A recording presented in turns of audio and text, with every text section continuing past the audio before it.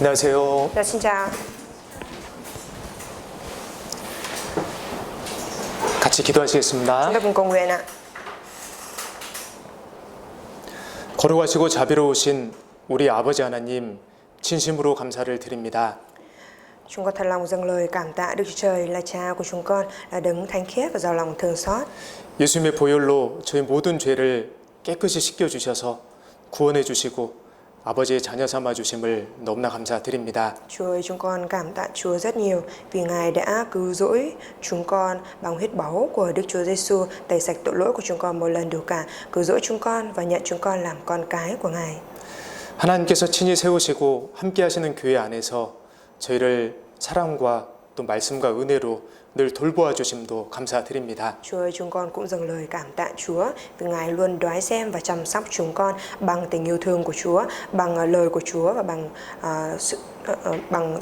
bằng ân điển mà Chúa, sự khôn ngoan Chúa ban cho chúng con khi mà chúng con ở trong hội thánh thân thể của Chúa, là nơi mà Chúa đích thân làm việc.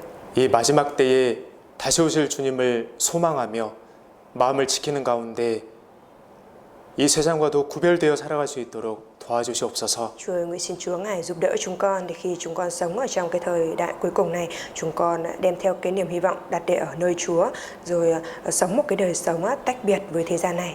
저희 모두가 주님께 귀히 쓰임 받다가 주님 배울 수 있도록 인도하여 주시옵소서. Nguyện xin Chúa Ngài dẫn dắt tất cả chúng con để tất cả chúng con trong lúc đều đang nhận được sự sử dụng quý giá từ Chúa mà được gặp Ngài. 몸이 편찮으신 우리 형제자매님들, 또 여러 가지 고난 중에 있는 우리 형제자매님들, 주께서 아쉬움에 더욱 위로해 주시고 또 그곳에서 일으켜 주시길 기도드립니다. Chúng con cầu nguyện xin Chúa Ngài cũng giúp đỡ cho nâng đỡ tấm lòng của các anh chị em đang có bệnh tật hay là đang gặp ở trong hoạn nạn khó khăn, thì xin Chúa Ngài nâng đỡ tấm lòng của các anh chị em đó, bởi vì Ngài là đấng hiểu rõ, biết rõ tất cả những hoàn cảnh của các anh chị em, nên xin Chúa Ngài hãy nâng đỡ và vực dậy các anh chị em tại nơi đó. 선하신 하나님께서 모든 것을 알고 계시고 함께해 주고 계신다는 사실을 잊지 않도록 도와주시옵소서. Nguyện xin Chúa Ngài giúp đỡ chúng con để chúng con không quên rằng Đức Chúa Trời đấng nhân lành đang luôn ở cùng với chúng con. 오늘 이 시간 말씀을 통해서 하나님 앞에 큰 결심을 하는 귀한 시간이 될 수 있도록 도와주시옵소서. Chúa ơi, nguyện xin Chúa Ngài giúp đỡ chúng con để thông qua lời của Chúa thì lời của Chúa ngày hôm nay thì chúng con có thể đưa ra được một cái sự quyết tâm lớn ở trước mặt Đức Chúa Trời. 주님께서 전도의 문을 더욱 많이 열어주셔서 더 많은 분들이 이 귀한 복음을 듣고 구원을 받아 주님께 돌아올 수 있도록 도와주시옵소서. Nguyện xin Chúa Ngài mở cánh cửa truyền giảng cho chúng con hơn nữa, để sẽ có nhiều người hơn nữa được nghe tin lành của Chúa, nhận được sự cứu rỗi và quay trở về với Ngài. 오직 주님께서만 기뻐하시고 주님께서만 영광 받으시길 원합니다. Chúa ơi, chúng con mong muốn rằng là chỉ mình Chúa đẹp lòng và chỉ mình Chúa nhận được vinh quang. 저희를 구원해 주신 고마우신 예수님 이름으로 기도드렸습니다. Chúng con thành tâm cầu nguyện nhân danh Đức Chúa Giêsu Christ. Amen. Amen. 우리 누가복음 9장을 찾겠습니다. Chúng ta mở sách Luca đoạn 9 ạ. 신약 성경 누가복음 9장입니다. Sách Kinh Thánh Tân Ước ạ, Luca đoạn 9 ạ.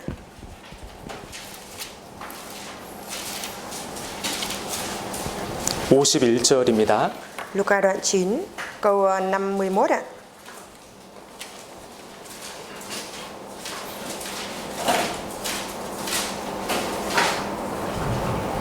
찾으셨으면 같이 읽겠습니다. Nếu như đã tìm thấy, chúng ta cùng đọc với nhau nhé. 예수께서 승천하실 기약이 차감해 예루살렘을 향하여 올라가기로 굳게 결심하시고, 예수께서 굳게 결심하시고. Đức Chúa Giêsu quyết định đi lên ạ. 이 제목으로 함께 생각을 해보려고 합니다. 오늘 Ngày hôm nay chúng ta sẽ cùng nhau suy ngẫm về cái chủ đề này ạ. 결심은 마음을 굳게 정하는 겁니다.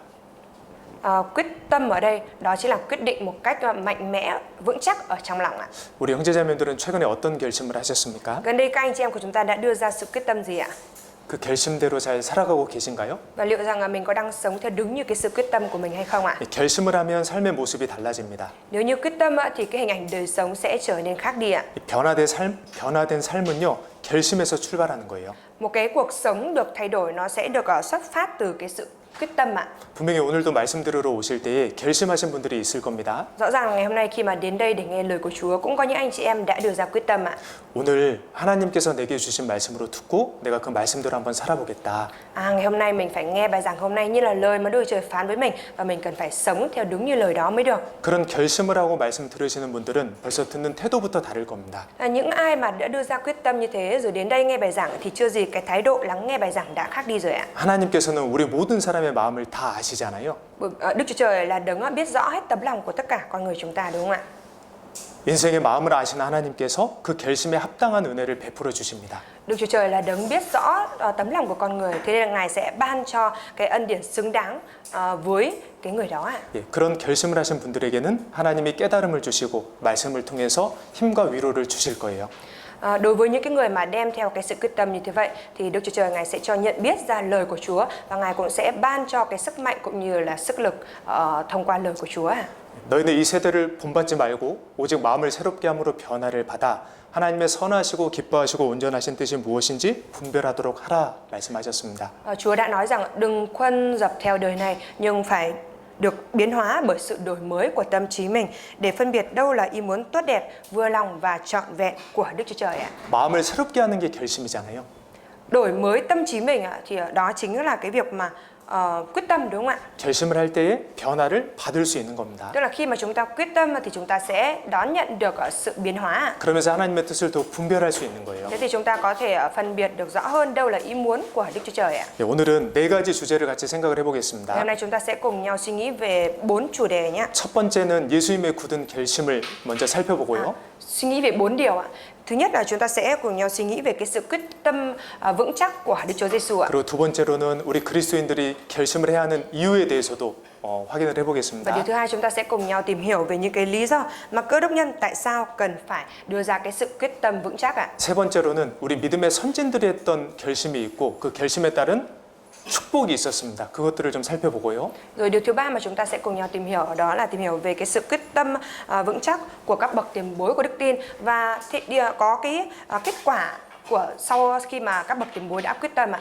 그리고 네 번째 마지막으로는 결심할 때의 주의점까지 좀 살펴보겠습니다. Và điều thứ tư là điều cuối cùng đấy, chúng ta sẽ cùng nhau xem về những cái điểm cần chú ý khi đưa ra sự quyết tâm ạ. 예, 먼저는 굳게 결심하신 예수님인데요. 51절입니다. Điều đầu tiên là Đức Chúa Giêsu, đấng đã đưa ra sự quyết tâm một cách vững chắc ạ.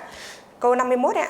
예수께서 승천하실 기약이 차감해 예루살렘을 향하여 올라가기로 굳게 결심하시고 Gần đến ngày Đức Chúa Giêsu được tiếp lên trời, Ngài quyết định đi đến thành Jerusalem. 예수님께서 예루살렘을 향하여 올라가기로 굳게 결심하셨습니다. Tức là Đức Chúa Giêsu Ngài đã quyết định, tiếng Hàn thì có nói là quyết tâm một cách vững chắc ạ, đi lên thành Jerusalem ạ. 올라가시면 됐는데 왜 굳게 결심하셨을까요? Chỉ cần đi lên thôi là được ạ, nhưng mà tại sao Đức Chúa Giêsu lại cần phải quyết tâm một cách vững chắc như vậy ạ? 여기 미딩에서 서울을 갈 때 그냥 시간 내서 가면 되잖아요. Từ Mỹ Đình đi Hồ Tây thì chỉ cần có thời gian là đi được, đúng không ạ? 근데 예수님께서는 왜 예루살렘 올라가시기 전에 굳게 결심을 하셨을까요? Nhưng mà vậy thì tại sao Đức Chúa Giêsu trước khi mà đi lên Jerusalem, Chúa đã phải đưa ra cái sự quyết tâm một cách vững chắc như vậy ạ? 이유가 있습니다. Có lý do đấy ạ. 22절이에요. Câu 22 ạ.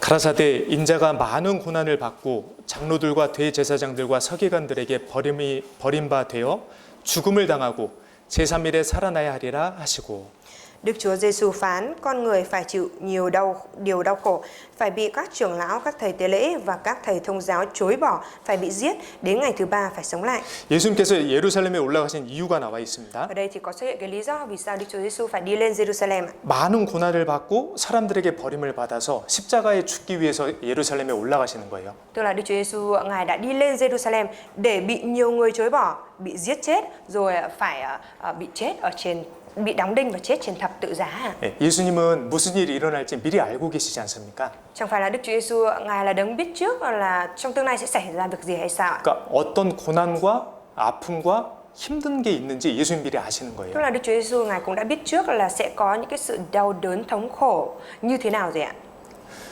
근데 예수님께서 그 십자가에 달리시는 것은 하나님의 뜻이고 또 우리를 위함이잖아요. Nhưng mà cái việc mà Đức Chúa Giêsu bị treo ở trên thập tự giá là ý muốn của Đức Chúa Trời và Chúa làm như vậy cũng là vì chúng ta nữa ạ. 여기 22절에 많은 고난, 사람들에게 버림받는 것, 그리고 죽는 것. 셋 중에 하나만 당해도 너무 고통스러울 것 같아요. Ở trong câu 22 này có 3 điều đúng không ạ? Chịu nhiều đau khổ này, bị chối bỏ này, phải bị giết này. Chỉ cần bị một trong 3 điều đó thôi cũng đã rất là đau đớn rồi ạ. 근데 예수님께서는 이 모든 것을 다 당하시기 위해서 예루살렘에 올라가시는 겁니다. Nhưng mà Đức Chúa Giêsu ạ, để chịu đựng hết cả 3 điều này mà Đức Chúa Giêsu đã đi lên Jerusalem đấy ạ. 네, 우리 죄 때문에요. Bởi vì tội lỗi của chúng ta. 우리 죄 때문에 대신 형벌을 받으시고 죄값을 치러 주셔서 우리를 구원해 주시려고 예루살렘에 이제 올라가시는 거예요. Để có thể chuộc tội lỗi cho chúng ta, để có thể gánh thay tội lỗi cho chúng ta, để có thể chịu hình phạt thay cho chúng ta mà Đức Chúa Giêsu Ngài đã đi lên Jerusalem đấy ạ. 그 예수님께서 겟세마네 동산에서 기도를 하셨잖아요. Chẳng phải là Đức Chúa Giêsu Ngài đã cầu nguyện ở vườn Gethsemane hay sao ạ? 아버지여 할만하시거든 이 잔을 내게서 지나가게 하옵소서. Cha ơi, nếu có thể được ạ, xin cho chén này lìa khỏi con ạ, lìa khỏi con. 이 잔은요 고난의 잔입니다. Chén này là chén khổ nạn ạ, 고통의 잔입니다. là chén của sự đau đớn ạ, 형벌의 잔입니다. là chén của hình phạt ạ, 저주의 잔이에요. là chén của sự nguyền rủa ạ. 우리 죄 때문에 우리가 받아야 될 잔입니다. Đó là cái chén mà đáng ra chúng ta phải chịu bởi tội lỗi của mình ạ. 근데 우리가 그 잔을 받으면 지옥에서 영원히 고통을 받잖아요. Nhưng mà nếu như chúng ta chịu cái chén đó thì chúng ta sẽ phải chịu sự thống khổ ở trong địa ngục mãi mãi ạ. 그래서 예수님께서 우리 대신에 그 잔을 받으시는 거예요. Thế nên Đức Chúa Giêsu Ngài đã thay chúng ta mà chịu thay cái chén đó. 근데 예수님도 그 고통을 아시는 겁니다. Và Đức Chúa Giêsu cũng biết được cái sự thống khổ đó là như thế nào ạ. 이 잔을 내게서 지나가게 하옵소서. Nếu có thể được xin cho chén này lìa khỏi con ạ. 하지만 내 원대로 하지 마옵시고 아버지 원대로 하옵소서. Dù vậy không theo ý con mà theo ý cha. 예수님은 늘 하나님의 뜻이 우선이셨잖아요. Chẳng phải là đối với Đức Chúa Giêsu Ngài luôn coi ý muốn của Đức Chúa Trời là ưu tiên hay sao ạ? 예수님은 우리를 너무나 사랑하시잖아요. Chẳng phải Đức Chúa Giêsu rất yêu thương chúng ta hay sao ạ? 그래서 우리 대신에 그 십자가를 지셨는데요. Thế nên là Chúa đã vì chúng ta mà vác thập tự giá đó ạ. 그 고통과 슬픔이 얼마나 큰지 아시기 때문에 정말 굳게 결심을 하신 겁니다. Bởi vì Chúa biết được cái sự đau đớn cũng như là cái sự buồn bã đó là lớn như thế nào, thế nên Chúa mới thay chúng ta gánh chịu thập tự giá như vậy ạ. 두 번째로 우리 그리스도인들이 굳게 결심해야 될 이유는요. Và cái lý do thứ hai mà chúng ta cần phải đưa ra cái sự quyết tâm vững chắc là gì ạ? 이 예수님의 삶은 우리 그리스도인들의 삶의 교본이 됩니다. Đó là cuộc sống của Đấng Christ Giêsu trở thành cái hình mẫu cho cái cuộc sống của Cơ Đốc nhân chúng ta. 영어를 배우려면 영어 책이 있어야 됩니다. Để học được tiếng Anh thì cần phải có sách tiếng Anh đúng không ạ? 그리스도인답게 살기 위해서는요. Để cho chúng ta có thể sống ra dáng là một Cơ Đốc nhân ạ, 우리의 그리스도 대신 그 예수님의 삶을 본받아야 됩니다. thì chúng ta cần phải noi gương cái cuộc sống của Đấng Christ Giêsu ạ, là hình mẫu của chúng ta. 요한복음 13장 15절에도 내가 너희에게 행한 것 같이 너희도 행하게 하려 하여 본을 보였노라. Ở trong sách Giăng đoạn 13 câu 15 đã có lời nói rằng vì ta đã làm gương cho các con để các con cũng làm như ta đã làm cho các con ạ. 예수님은 우리에게 본을 보여주신 거예요. 굳게 결심하는 그 본을 보여주신 거예요. Đức Chúa Giêsu Ngài đã làm gương cho chúng ta đấy ạ, tức là Ngài đã cho chúng ta thấy được rằng thấy cái gương là Ngài đã đưa ra cái sự quyết tâm vững chắc ạ. 왜 우리가 결심해야 되냐면요. 우리에게는 신앙의 대적들이 있습니다. Tại sao chúng ta lại cần phải đưa ra quyết tâm ạ? Bởi vì chúng ta có những kẻ thù của đức tin ạ. 우리에게도 예수님과 같은 마음이 있습니다. 나를 통해서 하나님의 뜻이 이루어지길 원하는 마음이 있습니다. Tức là trong tấm lòng của chúng ta cũng có cái tấm lòng giống như Đức Chúa Giêsu là muốn thông qua mình mà ý muốn của Đức Chúa Trời sẽ được thực hiện ạ. 그런데 그것을 방해하는 신앙의 대적들도 있는 거예요. Nhưng mà cũng có những kẻ thù của đức tin cản trở điều đó ạ. 결심하지 않으면 어려움을 만났을 때 쉽게 포기하잖아요. Thế nên nếu như chúng ta không quyết tâm thì khi gặp phải khó khăn chúng ta sẽ dễ dàng từ bỏ. 굳게 결심해야 되는 겁니다. Thế nên chúng ta cần phải đưa ra một cái sự quyết tâm vững chắc ạ. 우리는 구원을 받았지만 여전히 우리 안에 악한 본성과 죄성이 있습니다. Mặc dù chúng ta đã nhận được sự cứu rỗi, thế nhưng ở bên trong chúng ta vẫn còn cái bản tính độc ác và bản tính tội lỗi ạ. 로마서 7장 19절에요. 내가 원하는 바 선은 하지 아니하고 도리어 원치 아니하는 바 악은 행하는도다. Ở trong sách Roma đoạn 7 câu 19 có lời nói rằng vì tôi không làm điều thiện mình muốn mà lại làm điều ác mình không muốn ạ. 우리 그리스도인들이 원하는 것은요 선입니다. Điều mà Cơ Đốc nhân chúng ta muốn là gì ạ? Đó là việc thiện ạ. 선은 하나님의 보시기에 좋은 게 선이에요. Thiện là gì ạ? Thiện đó là những cái điều mà Đức Chúa Trời thấy là tốt đẹp ạ. 그러니까 우리는요 하나님 뜻대로 살고 싶은 소원이 있어요. Thế nên chúng ta có cái ước muốn sống làm theo ý muốn của Đức Chúa Trời ạ. 복음을 전하고 싶습니다. Chúng ta muốn truyền giao tin lành ạ. 주님 말씀에 순종하고 Chúng ta 싶습니다. muốn vâng phục lời của Chúa ạ. 주님의 사랑을 실천하고 Chúng 싶습니다. ta cũng muốn thực tiễn cái tình yêu thương của Chúa ạ. 주님처럼 정말 거룩하게 이 땅에서 살아가고 싶습니다. Chúng ta cũng muốn sống một cách thánh khiết giống như Chúa trên đời này ạ. 그런데 원치 아니하는 바 악은 행하는도다. Tuy nhiên lại làm điều ác mình không muốn ạ. 이 변화되지 않은 이 육체의 본성은 여전히 내 뜻대로 하나님 뜻과 다르게 살고 싶어하는 거예요. Tức là cái tấm lòng chưa được biến hóa này, tức là cái thể xác mang bản tính tội lỗi này thì nó không muốn sống theo ý muốn của Đức Chúa Trời mà muốn sống theo ý mình ạ. 이게 계속 갈등을 하는 겁니다. Vì thế nên là luôn luôn đấu tranh với nhau ạ. 갈등을 극복하기 위한 방법이 바로 결단을 하는 거예요. Để có thể khắc phục được cái sự mâu thuẫn và đấu tranh đó thì cái điều cần thiết đó là gì? Đó là đưa ra quyết tâm là được ạ. 우리는요 이 몸으로 하나님께 그러니까 하나님이 기뻐하시는 의의 병기로 드릴 수도 있고 Thế là chúng ta có thể dâng cái thân thể này của mình làm cái công cụ công chính làm đẹp lòng Đức Chúa Trời. 육체의 본성을 따라서 죄의 병기로 드릴 수도 있는 겁니다. Nhưng mà chúng ta cũng có thể dâng cái thân thể này làm cái công cụ để sống theo thể xác và 죄의 병기. công cụ cho tội lỗi đi ạ. 여기 로마서 6장을 찾아보겠습니다. Mở sách Roma đoạn 6 ạ.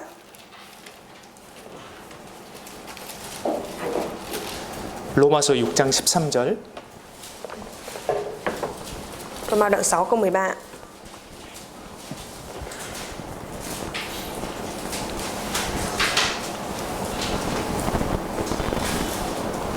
같이 읽겠습니다. Chúng ta cùng đọc nhé.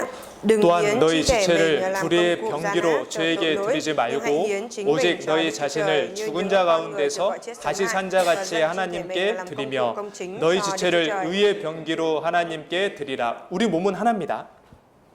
Thân thể của chúng ta thì chỉ có một ạ. 그런데 하나님께 드리면 하나님께 쓰임 받는 병기가 되는 거고요. Nếu như chúng ta dâng thân thể này lên cho Chúa thì chúng ta sẽ được sử dụng như là một công cụ công chính ạ. 이 악한 죄성, 내 본성에 따라가게 되면 죄의 병기, 죄의 무기가 되는 거예요. Nhưng mà nếu như mà chúng ta sống theo cái thể xác, cái ham muốn của bản tính của xác thịt ạ, thì chúng ta sẽ biến thành công cụ của tội lỗi, tội ác ạ. 그러니까 우리는요 늘 갈등 상태에 있는 겁니다. Thì chúng ta luôn luôn ở trong cái trạng thái là phải đấu tranh như vậy. 그리고 우리는 압니다. 이 몸이 하나님의 것임을 우리는 알아요. Và chúng ta cũng biết được rằng cái thân thể này là của Chúa ạ. 하나님께서 예수님의 피값으로 우리 이 몸을 사셨다라는 걸 압니다. Và chúng ta cũng biết được rằng Đức Chúa Trời Ngài đã dùng huyết của Đức Chúa Giêsu để mua thân thể của mình rồi ạ. 그래서 하나님 뜻대로 살고 싶은데 또 그걸 막는 우리 육체가 있거든요. Thế nên là mặc dù chúng ta cũng muốn sống theo ý muốn của Chúa, thế nhưng bên cạnh đó vẫn có cái thể xác cản trở mình làm điều đó ạ. 그러니까 이제 갈등이라는 게 생기는 겁니다. Thế nên là mới xảy ra mâu thuẫn ạ. 교제 갈까 말까? Mình có nên đi thông công hay không? 전도를 할까 말까? Mình có nên truyền giảng hay không? 자꾸는 고민이 있잖아요. Luôn luôn cân nhắc, đắn đo như vậy ạ. 네, 그러니까 우리가 머뭇거리는 거예요. Vì thế nên là chúng ta mới cứ đắn đo đấy ạ.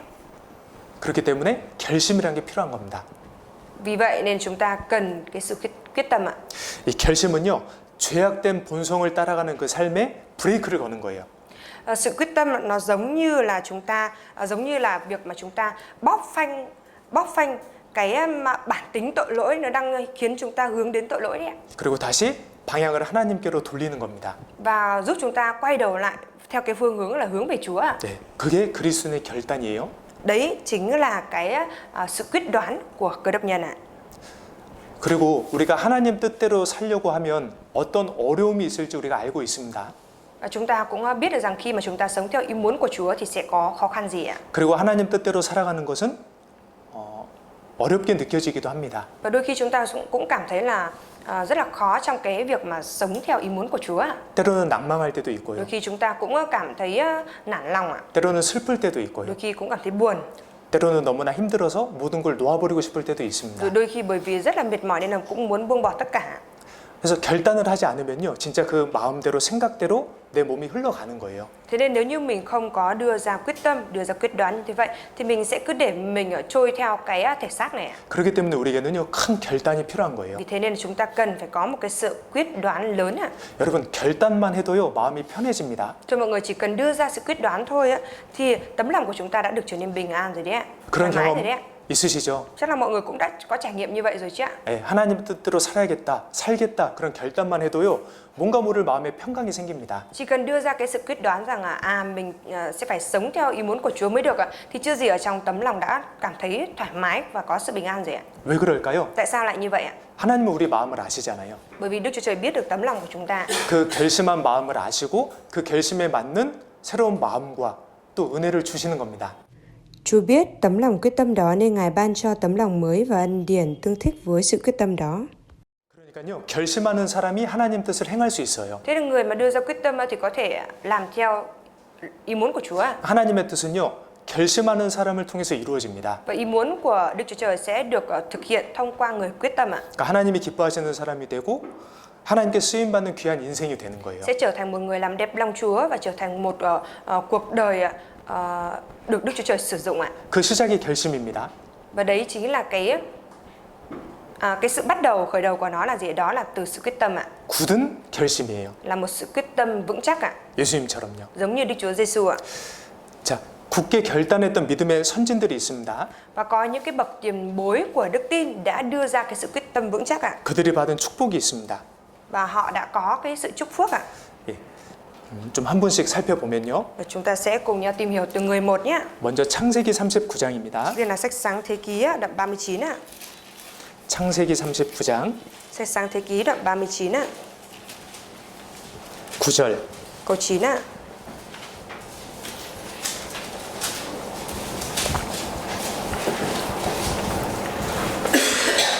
창세기 39장 9절 Sáng Thế Ký đoạn 39 câu 9 ạ. 같이 읽겠습니다.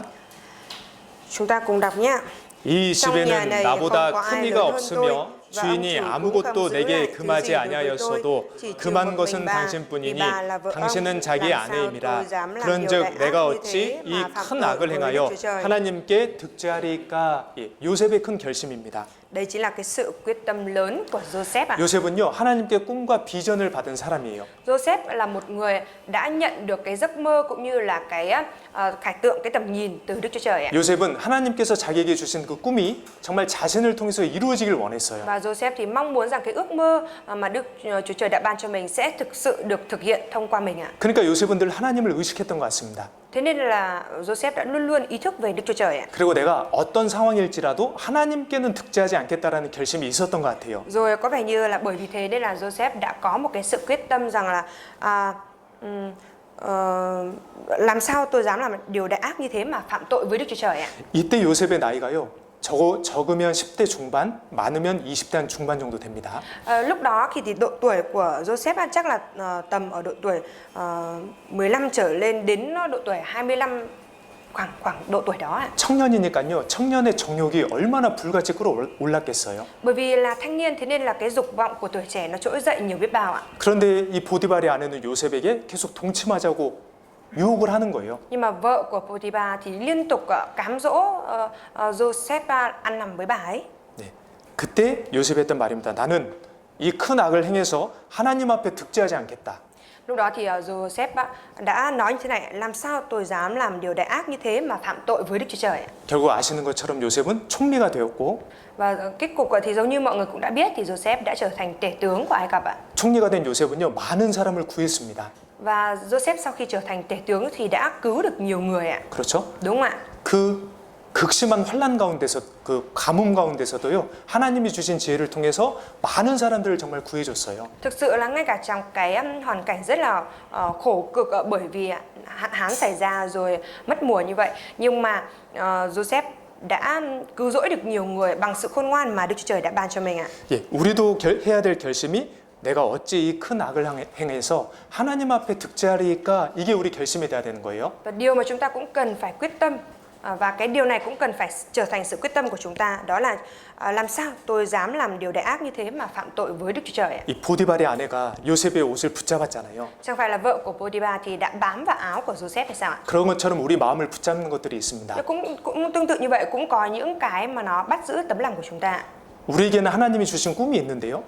Chúng ta có cái ước mơ mà Đức Chúa Trời đã ban cho ạ. 그 꿈을 이루지 못하도록 마귀는 이 세상 것을 가지고 우리 마음을 붙잡습니다. Thế nên ma quỷ nó đem theo những cái thứ của thế gian này để bắt giữ lại cái tấm lòng của chúng ta để chúng ta không có thể hoàn tất được ước mơ này ạ. 세상 친구들이 내 마음을 붙잡고요.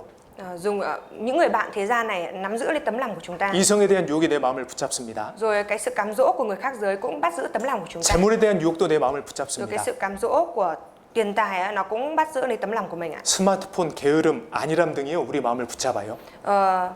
Điện thoại hay là sự lười biếng hay là nhiều cái nó cũng đang bắt giữ lấy tấm lòng của chúng ta.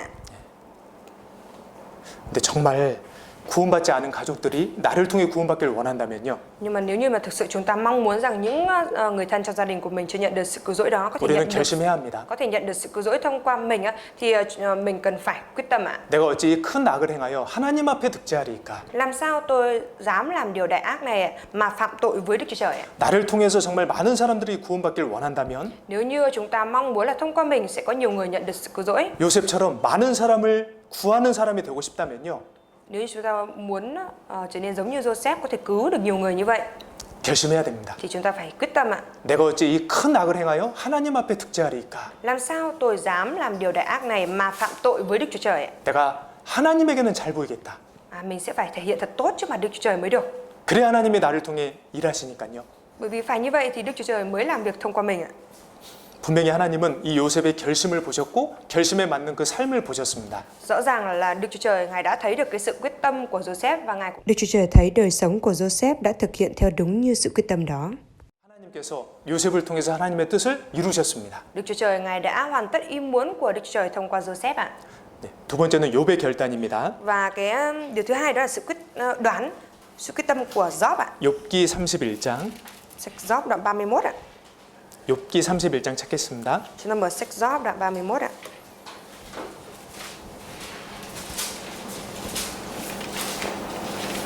(1절) Job đoạn 31 câu 1 ạ.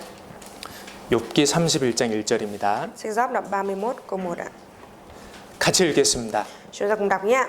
내가 내 눈과 언약을 세웠나니 어찌 처녀에게 주목하랴. 예, 이 욥은요 순전하고 정직해서 하나님을 경외하고 악에서 떠난 사람이었습니다. Job là một người trọn vẹn, ngay thẳng, kính sợ Đức Chúa Trời và tránh xa điều ác ạ.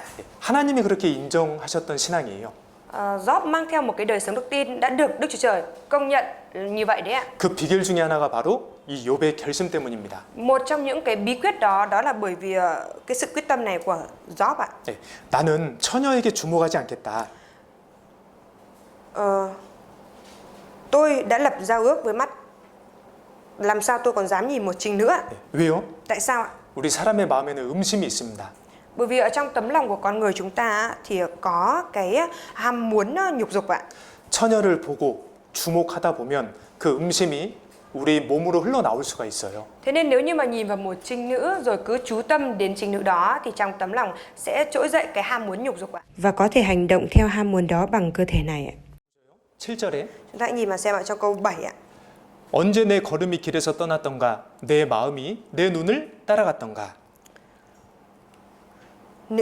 Lòng tôi chiều theo mắt mình thích và để tay mình dính vào điều ô ấy. 예, 우리 마음은요 우리가 보는 것에 따라서 쉽게 따라갑니다. Tức là tấm lòng của chúng ta rất dễ đi theo cái điều mắt chúng ta nhìn ạ. 그렇죠? Đúng không ạ? 예. 그리고 우리가 누구에게 유혹이 되냐면 여기 Và chúng ta thì bị cám dỗ bởi ai ạ? 9절 Ở trong câu 9 ạ. 언제 내 마음이 여인에게 유혹되어. Nếu lòng tôi bị phụ nữ quyến rũ ạ. 어떤 여인일까요? Một người phụ nữ như thế nào ạ? 우리가 어떤 여인에게 유혹이 될까요? Chúng ta sẽ bị người phụ nữ như nào cám dỗ ạ? Quyến rũ ạ. 주목하고 있는 여인입니다. Đó là cái người phụ nữ mà chúng ta đang chú tâm để ý đến ạ. 우리가 주목을 하게 되면 그것에 마음이 뺏기게 되고 유혹이 됩니다. Nếu chúng ta cứ chú tâm nhìn vào cái người đó thì chúng ta sẽ bị cướp mất đi tấm lòng của mình ạ. 그러니까 욥은요 결심을 한 거예요. Thế nên là Job mới đưa ra quyết tâm ạ. 내가 처녀를 주목하지 않겠다. tôi sẽ không dám nhìn một Trinh nữa. 여러분, 우리 시대에 얼마나 악하고 음란한 세상이 되었습니까? Thưa mọi người, cái thời đại của chúng ta là một cái thế gian gian ác và dâm loạn biết bao ạ. 음란한 사진과 영상을 쉽게 접할 수 있는 시대입니다. Chúng ta đang ở trong cái thời đại mà rất dễ dàng tiếp cận với những cái điều dâm loạn hay là những cái bức ảnh video dâm loạn 음란죄에 쉽게 빠질 수 있는 세상이 되었습니다. và đã trở thành một cái thế gian mà chúng ta rất dễ bị sa ngã vào cái tội dâm loạn ạ. 더 나아가서 사람들이 음란죄를 더 이상 심각하게 생각하지 않습니다. Và tiến xa hơn nữa đó là con người ta giờ đây thì không coi cái tội dâm loạn đấy là nghiêm trọng nữa. 오히려 순결을 지키는 그리스도인들에게 고리타분한 사람이라고 비난을 하기도 합니다. Mà trái lại có khi người ta còn chỉ trích và nhục mạ những cơ đốc nhân mà gìn giữ cái sự trinh tiết thuần khiết của mình là những cái người lạc hậu ạ, không biết hưởng thụ ạ. 근데요, 우리 마음에도 음란이 있거든요. Nhưng mà ở trong tấm lòng của chúng ta cũng có cái dâm loạn đấy ạ. 예수님께서 사람의 마음에서 나오는 것들을 쭉 열거하실 때에 가장 먼저 나온 게 음란입니다. Khi mà Đức Chúa Giêsu có nói về những cái điều phát sinh từ bên trong lòng của con người ra thì Chúa có nhắc đến cái đầu tiên là cái từ lòng mà sinh ra những ác ý, đó là tà dâm ạ. 마가복음 7장 21절에요. 속에서 곧 사람의 마음에서 나오는 것은 악한 생각, 곧 음란이 가장 먼저 나왔어요. Ở trong sách Mác đoạn 21 có lời nói rằng vì từ bên trong, từ lòng người mà sinh ra những ác ý như là tà dâm, xuất hiện tà dâm đầu tiên, đúng không ạ? 데살로니가전서 4장 3절에도 하나님의 뜻은 이것이니 너희의 거룩함이라 곧 음란을 버리고. Trong sách Thessalonica nhất đoạn 4 câu 3 có nói rằng vì ý muốn của Đức Chúa Trời là anh em phải được thánh hóa, tức là phải xa lánh sự gian dâm ạ. 우리가 하나님 뜻대로 정말 구별되고 거룩하게 살고 싶다면 먼저 버려야 될 게 음란이에요. Nếu như chúng ta thực sự muốn sống một cái đời sống thánh khiết, tách biệt và làm theo ý muốn của Chúa thì chúng ta trước tiên là chúng ta cần phải bỏ đi một cái thứ nhất, đầu tiên nhất đó là gì? Đó là cái sự dâm loạn ạ. 우리 그리스도인들도 음란죄에 빠질 수 있습니다. Cơ đốc nhân chúng ta cũng có thể bị sa ngã vào cái tội dâm loạn ạ. 하나님 마음에 합한 사람이라고 했던 다윗도 음란죄, 간음죄를 지었어요. Bởi vì ngay cả David là người hài lòng Đức Chúa Trời cũng đã từng mắc phải cái tội tà dâm rồi ạ. 하물며 다윗보다 믿음이 훨씬 약한 우리는 어떻겠습니까? Huống chi là chúng ta những người có cái đức tin yếu đuối hơn rất nhiều. Cách xa David như thế vậy thì còn như thế nào ạ? 여러분, 우리가 욥처럼 순전하고 정직하고 하나님을 경외하고 그런 신앙이 되기 위해서는 정말 우리 눈과 언약을 맺어야 돼요. 결심해야 돼요. Thế nên là để cho chúng ta có thể trở thành một cái đức tin kính sợ Đức Chúa Trời rồi trọn vẹn và ngay thẳng giống như Gióp thì chúng ta cần phải gìn giữ con mắt của mình và cần phải lập giao ước với mắt của mình giống như Gióp ạ. 내가 어찌 처녀에게 주목하랴. Làm sao tôi còn dám nhìn một Trinh nữa ạ? 그러면 하나님께서는요, 그런 결단을 하신 사람을 욥처럼 단련을 하시고 하나님께서 정금같이 귀하게 쓰실 겁니다. Thế thì đối với người nào mà đã đưa ra sự quyết đoán như thế vậy thì Ngài sẽ rèn luyện người đó trở nên giống như vàng ròng, giống như Gióp đấy ạ. 그리고 세 번째 결단은 우리가 지난주에 배웠던 결단입니다. Và cái sự quyết tâm thứ ba đó là cái sự quyết tâm mà chúng ta đã học vào tuần trước đấy ạ. 누구의 어떤 결단이었는지 기억하실까요? Không biết là mọi người có nhớ là sự quyết tâm đó là của ai không ạ? 누가 결단을 했었습니까? Ai đã quyết tâm vậy ạ? Tuần trước ạ, trong bài giảng tuần trước ạ. 에스더가 결단했었습니다. Ê-sê-tê đúng không ạ? 죽으면 죽으리다. Nếu phải chết thì con chết ạ. 이 에스더가 죽게 된 유대인들을 구하기 위해서 왕 앞에 나아가기로 결단을 했던 거예요. Ê-sê-tê đã đưa ra sự quyết tâm là đi ra đứng trước mặt vua để có thể cứu những người Do Thái sắp bị giết chết ạ. 당시에는 왕의 허락이 없이 나아갔을 때 죽을 수도 있었습니다. Và cái thời đó nếu như không được vua mời có lệnh vua mời đến mà đến trước mặt vua thì sẽ bị giết chết ạ. 그럼에도 불구하고 에스더는 결단을 하고 왕 앞에 나아가기로 죽으면 죽으리다 하고 나아갔어요. Mặc dù như thế vậy nhưng mà Ê-sê-tê vẫn đã đưa ra quyết tâm đi ra trước mặt vua, nếu phải chết thì con chết ạ. 예수님을 닮은 마음이잖아요. Đó chẳng phải là cái tấm lòng giống như Đức Chúa Giêsu hay sao? 우리 예수님께서도요. Và Đức Chúa Giêsu của chúng ta 사람의 모양으로 나타나셨음에 자기를 낮추시고 죽기까지 복종하셨으니 곧 십자가에 죽으심이라. Ngài đã hiện ra như một người tự hạ mình xuống vâng phục cho đến chết, thậm chí chết trên cây thập tự ạ. 예수님께서는 하나님을 떠나서 영원한 지옥으로 달려가고 있던 우리를 구원해 주시기 위해서 이 땅에 오셨습니다. Đức Chúa Giêsu đã đến trên đất này để cứu rỗi chúng ta, là những người đã rời xa Đức Chúa Trời và đang trên đường hướng đi xuống địa ngục ạ. 예루살렘에 올라가시러 굳게 결심하셨습니다.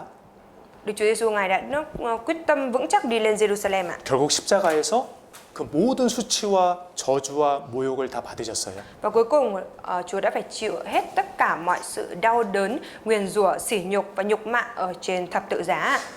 여러분 구원, 그러니까 전도하려는 그 결단은요 정말 아름다운 결단입니다. Thưa mọi người, cái sự quyết đoán, quyết tâm trong cái việc truyền giảng đó là một sự quyết đoán đẹp đẽ. 내가 어떤 희생을 치르더라도 내가 복음 전하는 일에 정말 수고하겠다, 노력하겠다. 이 결단은요 아름다운 결단이에요. Một cái sự quyết đoán, quyết tâm là dù có phải chịu hy sinh vất vả như thế nào đi chăng nữa thì mình cũng sẽ chịu vì truyền giao tin lành ạ. Thì đó là một cái sự quyết đoán đẹp đẽ đấy ạ. 우리 하나님께서 가장 기뻐하시는 것이 한 죄인이 구원을 받는 겁니다. Điều mà làm đẹp lòng Đức Chúa Trời đó là gì? Một tội nhân nhận được sự cứu rỗi ạ. 그런데 그 하나님을 기쁘시게 하기 위해서 결단을 하고 전도하는 사람을요 하나님이 얼마나 예쁘게 보시겠어요. Thế là đối với một người muốn làm đẹp lòng Đức Chúa Trời bằng cách là quyết tâm rồi là mình sẽ phải truyền giảng như vậy thì đó là một cái sự quyết tâm đẹp đẽ biết bao ạ. 에스더가 죽으면 죽으리다 결단을 하고 왕 앞에 나아갔습니다. Esther đã quyết tâm là nếu phải chết thì con chết rồi đi ra trước mặt vua ạ. 왕이요 에스더를 딱 보는데 30일이 넘어서 딱 봤는데 그 에스더의 아름다움에 너무 놀래버린 거예요. 너무 아름다워서. Khi mà vua thấy Esther như vậy, sau 30 ngày mới gặp bà Esther thì thấy là Esther rất đẹp ạ. 너무 사랑스러워서 금호를 내밀었습니다. 죽이지 말아라. Và rất là dễ thương như thế vậy, thế nên là vua đã giơ cái vương trượng của mình ra để cho ý muốn nói rằng đừng có giết chết Esther đấy. 그리고 왕이 에스더에게 소원을 물어요. 네 소원이 무엇이냐? 나라의 절반이라도 주겠다. Và sau đó thì vua đã hỏi Esther cái ước muốn của Esther, ái khanh muốn điều gì ạ? Nếu mà phải cho cả nửa vương quốc thì ta cũng đồng ý đấy. 마찬가지예요. Cũng giống như vậy ạ. 하나님께서도요. Đức Chúa Trời ạ. 생명을 구하기 위해서 전도하기 위해서 죽음을 각오하는 그 사람을 사랑스럽게 보시고 소원을 이루어 주십니다. Ngài cũng sẽ thấy những cái người mà đưa ra cái sự quả quyết và thực hiện vì cái công việc cứu rỗi những cái sinh mạng khác một cách dù đến cả chết đi như nữa thì Đức Chúa Trời Ngài thấy cái người đó rất là dễ thương, thương mến người đó và hoàn tất cái ước muốn của người đó. 전도하려고 각오를 하고 정말 희생 치르는 사람을 하나님이 어떻게 보신다고요?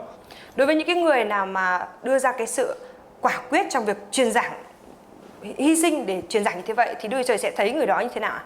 심히 사랑스럽게 보신다고요. Chúa sẽ thấy người đó rất là mến thương ạ. 시편 145편 19절에 저는 자기를 경외하는 자의 소원을 이루시며 Ở trong sách Thi Thiên đoạn 145 câu 19 có nói rằng Ngài làm thỏa nguyện mọi người kính sợ Ngài ạ. 하나님을 경외한다는 것은 다른 말로 말하면요. 하나님을 가장 크게 생각하는 겁니다. Kính sợ Đức Chúa Trời nói cách khác đó là coi Đức Chúa Trời là lớn nhất ạ. 하나님이 크게 생각하시는 것을 나도 크게 생각하는 겁니다.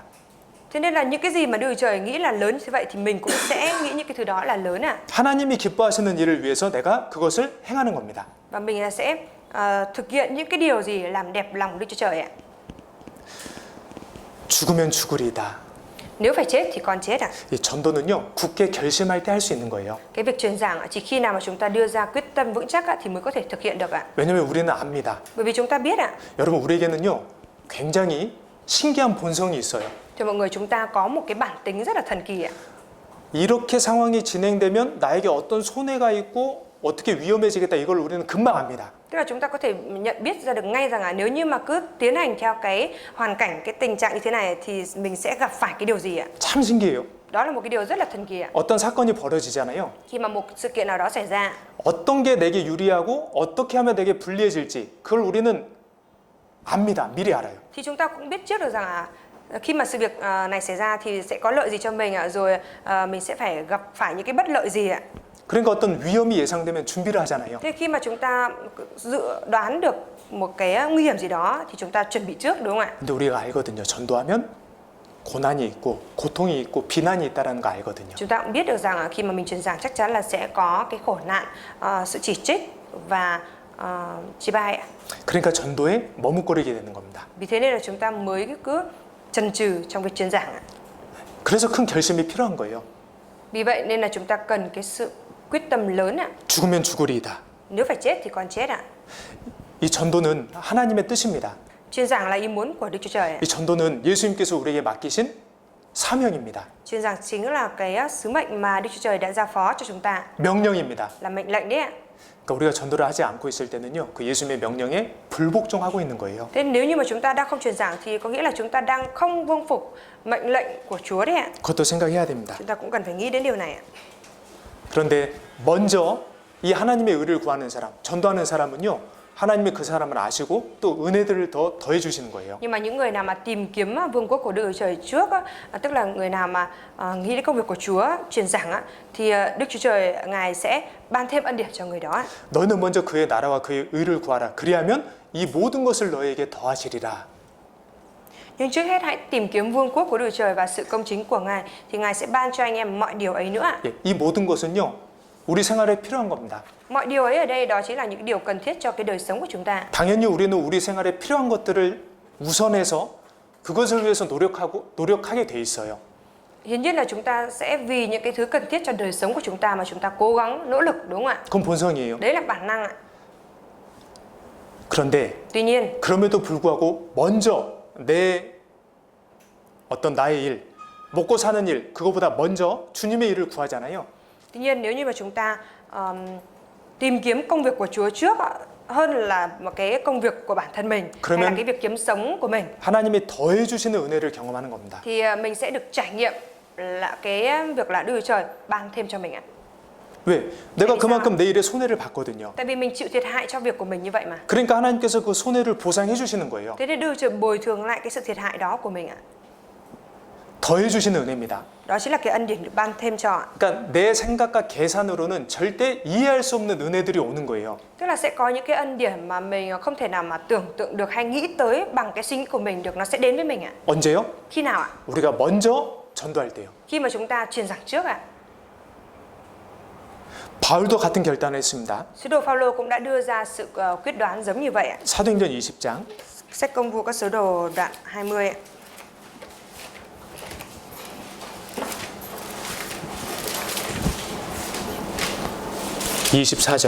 Công vụ các sứ đồ đoạn 20 câu 24 ạ.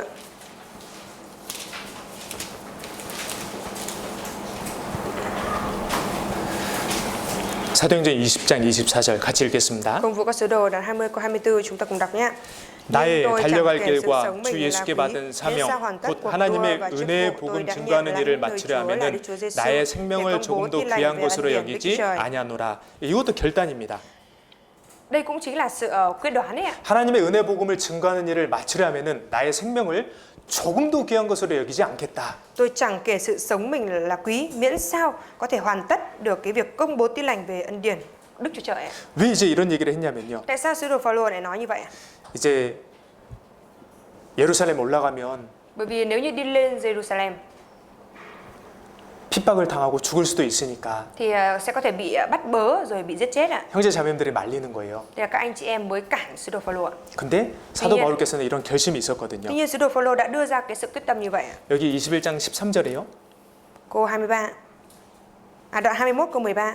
같이 읽겠습니다. 사도행전 21장 13절. Đoạn 21 câu 13 chúng ta cùng đọc nhé. 바울이 대답하되 너희가 어찌하여 울어 내 마음을 상하게 하느냐 나는 주 예수의 이름을 위하여 결박받을 뿐 아니라 예루살렘에서 죽을 것도 각오하였노라 하니 죽으면 죽으리이다. Nếu phải chết thì còn chết. 예수님께서 예루살렘을 향하여 올라가실 때 굳게 결심하셨잖아요. Chẳng phải là lúc mà Đức Chúa Giêsu đi lên Jerusalem, Ngài cũng đã đưa ra sự quyết tâm vững chắc hay sao ạ? 같은 결심이에요. Đây cũng là một cái sự quyết tâm giống như vậy ạ. 내가 복음 전하는 데 있어서 어떤 손해가 있더라도 감당하겠다. Cho dù mình có phải chịu sự thiệt hại gì trong cái bởi vì phải truyền giao tin lành đi chăng nữa thì mình cũng sẽ gánh chịu ạ. 내가 죽지 않고 살아서 여호와의 행사를 선포하리로다. 이것도 결심이에요. Tôi sẽ chẳng chết đâu nhưng mà sống để thuật lại các công việc của Đức Giê-hô-va. Đây cũng chính là sự quyết tâm đấy ạ. 여호와의 행사, 하나님께서 행하신 일 중에 가장 큰 일이 무엇입니까? Trong những cái công việc mà Đức Giê-hô-va đã làm thì cái việc lớn nhất là việc gì ạ? 독생자를 우리에게 주셔서 십자가에서 우리 대신 죄값을 받게 하신 거예요. Là Chúa đã ban con một của Ngài chúng ta và thay chúng ta bị đóng đinh ở trên thập tự giá. 이거보다 큰 일은 없습니다. Không có việc nào lớn hơn việc đó ạ. 내가 죽지 않고 살아서 여호와의 행사를 선포하리로다. Tôi sẽ chẳng chết đâu nhưng sống để thuật lại các công việc của Đức Giê-hô-va. 바울은 이런 결단이 있었어요. Sứ đồ Phaolô cũng đã có cái sự quyết tâm tương tự như vậy ạ. 그러니까 어려움이 예상되지만 그래도 전도를 할 수 있었던 거예요. Thế nên mặc dù có khó khăn xảy đến nhưng dù vậy vẫn có thể truyền giảng được ạ. 여러분 우리는요 결단을 해야 전도할 수 있습니다. Thì mọi người chúng ta phải quyết đoán thì chúng ta mới có thể truyền giảng được ạ. 그리고 또 사도 바울께서는요 형제 자매님들의 신앙을 세우기 위한 결단도 했어요. Và sứ đồ Phaolô thì cũng đã đưa ra sự quyết tâm là xây dựng đức tin, đời sống đức tin của các anh chị em ạ. 그러니까 어떤 형제 자매님들이 내가 고기 먹는 것 때문에 실족을 하게 되면 나는 영원히 고기를 먹지 않겠다. Tức là nếu như mà vì việc mình ăn thịt mà làm vấp ngã anh chị em nào đó thì tôi sẽ không bao giờ ăn thịt nữa đấy. 그때는 이제 먹는 문제가 있었으니까요. 먹는 거에 대해서. Bởi vì vào thời đó thì có cái vấn đề về việc ăn uống ạ. 그러니까 형제 자매들의 마음에 어떻게든 상처를 주지 않으려고, 마음에 문제를 주지 않으려고 결단했던 Nên là 거예요. sứ đồ Phaolô đã đưa ra cái sự quyết tâm là làm bằng mọi cách làm sao để mình không gây vấp phạm cho các anh chị em, cũng không gây tổn thương cho tấm lòng của các anh chị em ạ. 우리도 해야 될 결단입니다. Đây cũng là cái sự quyết tâm mà chúng ta cần phải đưa ra. 나 때문에 다른 형제 자매들의 마음이 상하지 않도록 Quyết tâm là 결단하는 거예요. phải quyết đoán là không được để anh chị em nào bị tổn thương vì mình ạ. 다른 형제 자매들의 마음에 문제를 주지 않도록 결단을 하는 거예요. Quyết tâm là mình quyết đoán là để các anh chị em khác không bị vấp phạm ở trong lòng bởi vì mình ạ. 교제를 잘 안 나갔던 어떤 자매님이 결단을 하고 교제를 잘 나가게 되었습니다. Có một người chị em á thì không hay đến thông công ạ. 네. Nhưng mà đã đưa ra cái sự quyết tâm và quyết đoán rằng là mình sẽ đến tham gia thông công, mình sẽ không vắng mặt trong sự thông công nữa. 왜 그런 결단을 하셨는지 물어보니까요. 이렇게 대답을 하는 거예요. Khi mà hỏi người chị em đó là sao lại đưa ra quyết tâm như thế vậy thì người chị em đó trả lời như thế này. 제가 교제를 안 가면 다른 형제자매들이 걱정하시기 때문에 제가 그러지 않기 위해서 교제 가기로 결단을 했습니다. Bởi vì nếu như mà em mà không có đến tham gia thông công thì các anh chị em khác sẽ lo lắng cho em, thế nên là em quyết tâm là mình sẽ đi đến thông công để các anh chị em khác không phải lo lắng cho mình nữa. 참 아름다운 결단이잖아요. Đó là một sự quyết tâm rất đẹp đẽ, đúng không ạ? 그죠? Đúng ạ. 성도들에게 문제를 주지 않기 위해서 성도들을 섬기기 위해서 하는 결단도요. 아름다운 결단입니다. Cái sự quyết tâm là không gây vấn đề cho các anh chị em khác mà phục vụ các anh chị em khác, đó cũng là một cái sự quyết tâm đẹp đẽ đấy ạ. 고린도전서 16장 Second Corinto nhất đoạn 16 ạ. 15절입니다. 고린도전서 16장 15절. Second Corinto nhất đoạn 16. 15장 16절.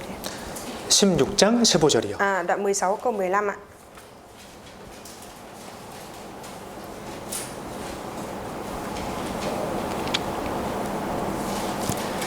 같이 읽겠습니다. Chúng ta cùng đọc nhé. 형제들아 스데바나의 집은 곧 아가야의 첫 열매요 또 성도 섬기기로 작정한 줄을 너희가 아는지라 내가 너희를 권하노니. 이 스데바나의 집은 작정, 결단을 했는데요. 성도 섬기기로 결단했습니다. Gia đình Sephana thì đã hết lòng phục vụ ạ, tức là đã quyết tâm quyết định phục vụ đấy ạ. 그런데 그 뒤에 너희가 아는지라 왜 이런 말씀이 뒤에 붙었을까요? Rồi ở đầu câu thì có nói là anh em biết đấy ạ, nhưng mà tại sao lại nói là anh em biết ạ? 그러니까 성도들이 스데바나의 집 사람들을 보면 아는 거예요. Tức là các thánh đồ khi mà nhìn vào gia đình của Sephana thì biết được ạ. 그런 성도 섬기는 모습이 있기 때문에 보고 아는 거예요. Bởi vì có cái hình ảnh phục vụ các thánh đồ như thế vậy nên là nhìn cái là biết luôn ạ. 너희가 아는지라 진짜 모든 교회 사람들이 아는 거예요. Anh em biết ạ, tức là thực sự là các anh chị em trong hội thánh đều biết ạ. 야, 저분들은 정말 성도 섬기기로 작정을 했구나. Thực sự là gia đình đó đã quyết tâm và quyết định là phục vụ các thánh đồ. 뭐 예를 들면 집을 개방해서 형제자매들을 많이 초대했을 수도 있고요. Có thể là ví dụ như là mở cửa nhà của mình rồi tiếp đón chào đón các anh chị em. 어려움 있는 형제자매들을 늘 찾아가서 위로해주고 같이 시간을 보내줄 수 있고요. Rồi cũng có thể là tìm gặp đến các anh chị em đang ở trong khó khăn rồi an ủi, thông công và giúp đỡ. 그러니까 여기 정확히 나오진 않았지만 우리가 그렇게 상상을 해볼 수 있습니다. Mặc dù ở đây thì không có viết chi tiết như vậy nhưng mà chúng ta có thể tưởng tượng ra như vậy ạ. 어쨌든 중요한 것은 성도 섬기기로 스데바나 집이 작정했던 것을 교회 사람들이 다 알고 있었어요. Nói chung là cái sự quyết định của gia đình Sephana là phục vụ các thánh đồ thì cả hội thánh đều biết ạ. 말로만 끝났던 게 아니에요.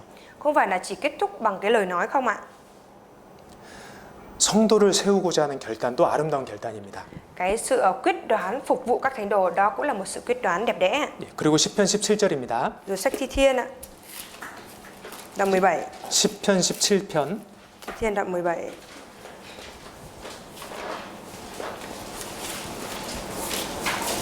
3절입니다. Thi Thiên đoạn 17 câu 3.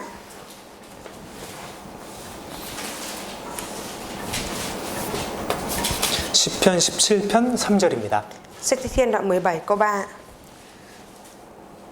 우리 같이 읽겠습니다. Chúng ta cùng đọc nhé.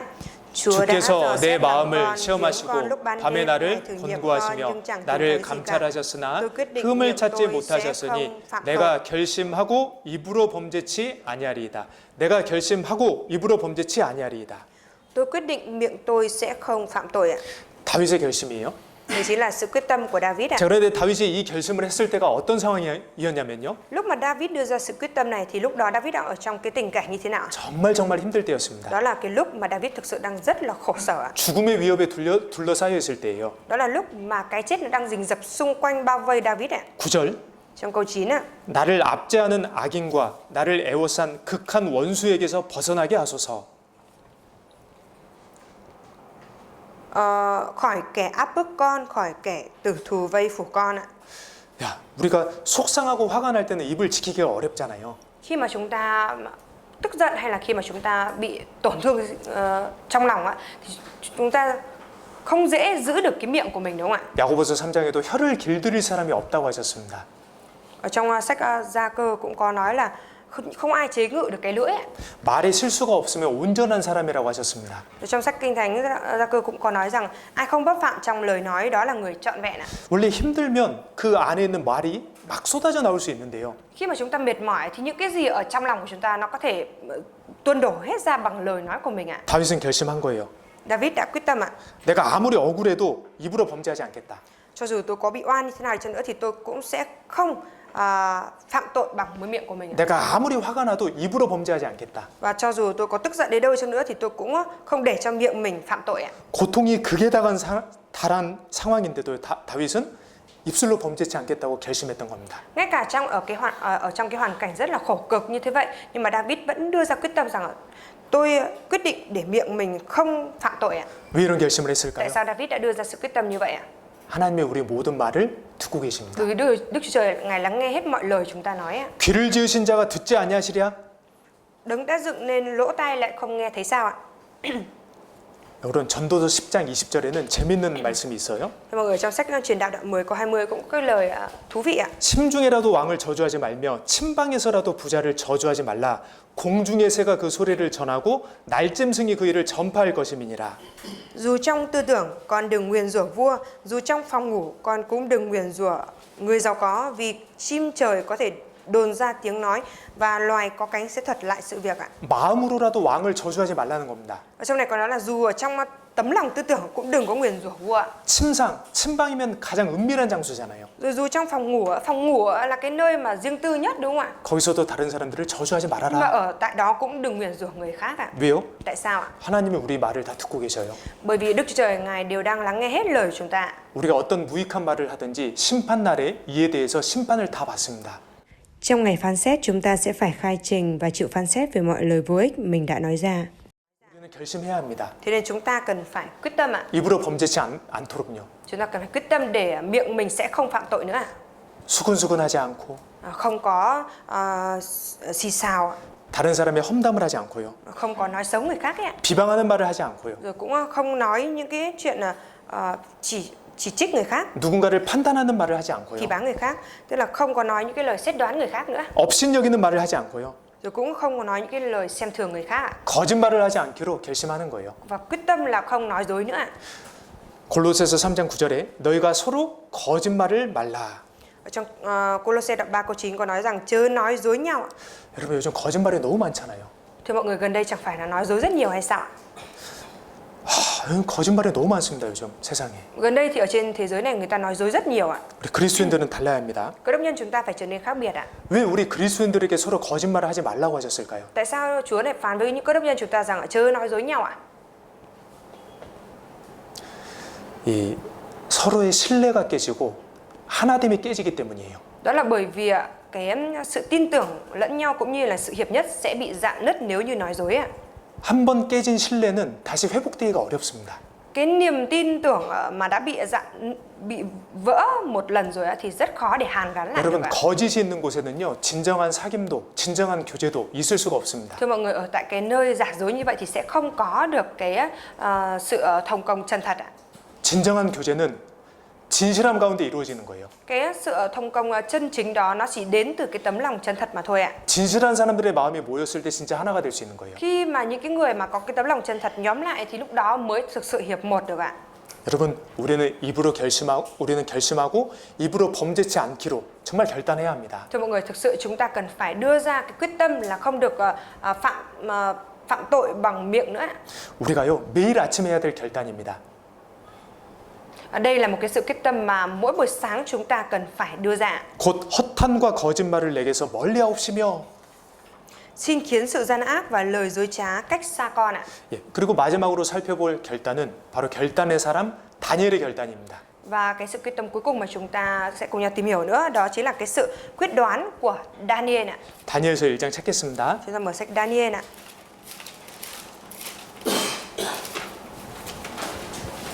8절. Daniel đoạn 8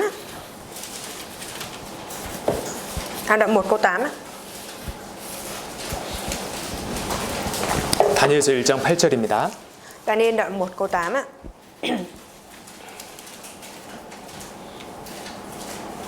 구약 성경 1231페이지 정도 됩니다. Trang 999 á, sách Cựu Ước ạ. 예, 같이 읽겠습니다. Câu 8 chúng ta cùng đọc nhé. 다니엘은 뜻을 정하여 왕의 진미와 그의 마시는 포도주로 자기를 더럽히지 아니하리라 하고 자기를 더럽히지 않게 하기를 환관장에게 구하니.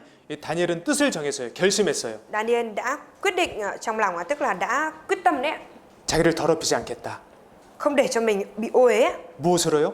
Bởi cái gì ạ? 왕의 진미와 그의 마시는 포도주로요. Bởi thức ngon vua ăn và rượu vua uống ạ. 하나님께서 다니엘의 삶에 크게 역사하셨던 이유도 바로 다니엘이 이런 결심을 했기 때문이에요. Lý do mà Đức Chúa Trời làm công việc lớn thông qua Daniel đó là gì? Đó là bởi vì Daniel đã đưa ra cái sự quyết tâm lớn như vậy ạ. 여러분 이때 다니엘은 나라를 잃었습니다. Thưa mọi người, lúc bấy giờ là cái lúc mà Daniel bị mất nước rồi ạ. 부모가 살아있는지 죽었는지도 모르는 상황입니다. Cũng ở trong cái hoàn cảnh là không biết bố mẹ mình còn sống hay không ạ. 이름도요 우상 숭배하는 그 이름으로 이름이 바뀌었어요. Rồi thậm chí tên của bản thân còn bị đổi sang thành cái tên của thần tượng ạ. 그리고 지금 이방 다른 나라에 끌려왔는데 거기서 이런 결심을 한 거예요. Bây giờ thì bị kéo sang dân ngoại là đất nước khác ạ. Nhưng tại đây Daniel đã đưa ra quyết tâm ạ. 다니엘은 똑똑한 청년이었기 때문에 Bởi vì Daniel là một thanh niên thông minh ạ. 이 바벨론 정부에서요 이스라엘 똑똑한 청년들 뽑아서 교육시켜서 그 사람들을 통해서 이스라엘을 다스리려고 했거든요. 거기 뽑혔던 사람이에요. Đế quốc Ba Tư thì muốn chọn ra những cái thanh niên thông minh và sáng suốt của Israel để huấn luyện họ rồi dùng họ để mà cai trị người Israel và Daniel là người đã được chọn ở trong đó. 근데 다니엘은 거기서 왕의 진미를 먹지 않겠다 결심한 거예요. Và tại đó thì Daniel đã đưa ra cái quyết tâm là mình sẽ không có ăn đồ ăn và thức uống của vua. 왕의 진미는요 진짜 맛있는 음식들입니다. Đồ ăn và thức uống của vua thực sự là những cái ngon đúng không ạ? 호텔 뷔페보다 더 맛있는 거예요. Chắc chắn là sẽ ngon hơn cái buffet ở khách sạn rồi ạ. 꽈나는 것보다 더 맛있는 거예요. Rồi chắc chắn là sẽ ngon hơn những cái đồ ăn ở quán ăn ngon ạ. 근데 문제가 있어요. Nhưng mà có vấn đề. 그 당시에는 이 왕이 먹는 음식이 왕이 섬기는 우상에게 바쳐졌다가 다시 이렇게 오는 음식이에요. Bởi vì vào thời đó cái đồ ăn và thức uống của vua đó là những cái đồ ăn thức uống đã được dâng lên cho thần tượng mà vua thờ phượng rồi sau đó mới lấy xuống để chia ra ăn ạ. 그런데 다니엘이 그 음식을 먹으면 우상 숭배에 참여하는 게 되잖아요. Thế nên nếu như Daniel ăn cái thức ăn đó thì Daniel sẽ dự phần vào cái việc thờ thần tượng đó. 그리고 그 당시에는 유대인들에게 어떤 거는 먹으라, 어떤 것을 먹지 말라. 레위기 11장에 말씀하셨지 않습니까? Và vào cái thời đó thì chẳng phải là có cái luật đối với người Israel là được ăn cái gì và không được ăn cái gì. Điều đó thì đã được ghi chép ở trong sách Lê Vi Ký đoạn 11 rồi hay sao? 혹시 다니엘이 그 왕의 진미를 먹다가 그 규례를 어길까봐 그게 정말 두려웠던 겁니다. Daniel đã rất là sợ rằng nhỡ đâu mình ăn cái thức ăn của vua mình phạm phải cái luật đó thì sao? 그러니까 다니엘은 왕보다 하나님을 더 크게 여겼고요.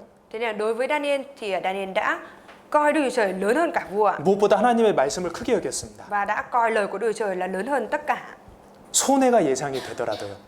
Cho dù là biết đoán trước được cái sự thiệt hại mình phải chịu đi chăng nữa. 예, 그것 때문에 내가 큰 피해를 볼 수도 있지만요. Có thể là mình sẽ phải chịu sự thiệt hại lớn vì mình làm như thế vậy. 다니엘은 결단했습니다. Nhưng mà Daniel vẫn đã đưa ra quyết tâm ạ. 그러니까 다니엘을 통해서 하나님께서 많은 사람을 옳은 대로 인도하셨던 거예요. Vì thế nên Đức Chúa Trời đã thông qua Daniel mà dẫn dắt được nhiều người công chính trở về với Chúa. 여러분 우리도 결단해야 됩니다. Thưa mọi người, chúng ta cũng cần phải quyết tâm ạ. 내 자신을 더럽히지 않겠다. Mình sẽ không có để cho mình bị ô uế ạ. 여러분 이 세상의 모든 것들은요 먹음직하고 보암직하고 지혜롭게 할 만큼 탐스럽게 보입니다. Thưa mọi người, những cái thứ của thế gian này trông có vẻ đẹp mắt, ngon và là quý, làm cho mình được khôn ngoan ấy. 그렇죠? Đúng ạ. 나는 그런 세상 사단이 주는 진미에 나는 내 마음을 더럽히지 않겠다 결단하는 거예요. Chúng ta phải đưa ra cái quyết đoán là mình sẽ không để cho những cái đồ ăn thức uống mà ma quỷ nó đưa cho mình đó làm mình bị ô uế. 하나님은 다니엘의 결단에 축복해 주셨어요. Đức Chúa Trời Ngài đã chúc phước cho cái sự quyết đoán của Daniel ạ. 여러분 손해를 보더라도 하나님 말씀에 순종하는 사람 있잖아요. 하나님이 반드시 축복해 주십니다. Thưa mọi người, Đức Chúa Trời nhất định Ngài sẽ chúc phước cho những cái người mà dù bản thân bị thiệt hại cho nữa nhưng mà vẫn quyết tâm vâng phục lời của Đức Chúa Trời. 비난을 듣더라도 하나님 말씀에 순종하겠다 이렇게 결심하잖아요. 하나님이 그 사람 축복해 주십니다. Cái người mà quyết tâm vâng phục lời của Đức Chúa Trời dù mình có bị chỉ trích đi chăng nữa thì Đức Chúa Trời Ngài sẽ chúc phước cho người như vậy ạ. 네, 하나님은 우리 마음을 다 아시니까요. Đức Chúa Trời, bởi vì Đức Chúa Trời Ngài biết rõ tấm lòng của chúng ta. 그리고 이제 결심할 때 주의사항이 있습니다. Và khi mà chúng ta quyết tâm thì có những cái điểm mà chúng ta cần phải chú ý ạ.